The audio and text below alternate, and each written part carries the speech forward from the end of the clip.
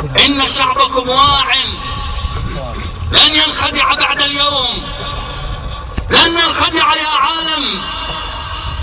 قال الله تعالى: يخادعون الله والذين آمنوا وما يخدعون إلا أنفسهم وما يشعرون.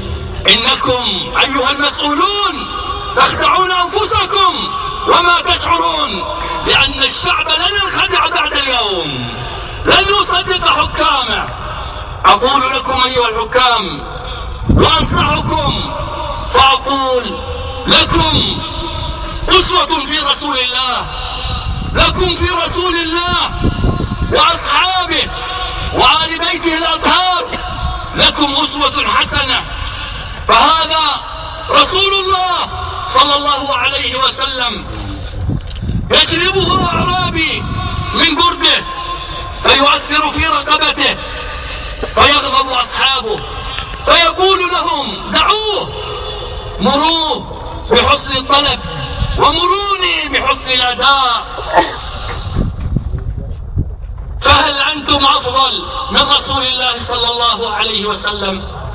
وهذا أبو بكر الصديق، وهذا عمر العادل، وهذا عثمان، وهذا علي رضي الله عنهم أجمعين. علي الذي وقف أمام شريح القاضي مع يهودي، وقف أمام القضاء. هذا العادل الذي تحقق العدل على يديه، أين أنتم من عدله؟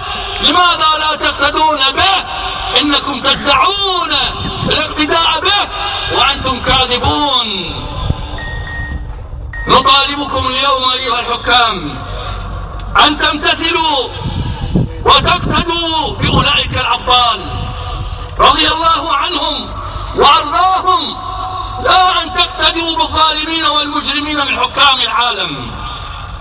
أيها المسؤولون، الشعب يطالبكم اليوم وبأعلى صوته أن تنظروا إليه وتسمعوا صوته وتلبوا مطالبه، وأنتم أعلم بذلك.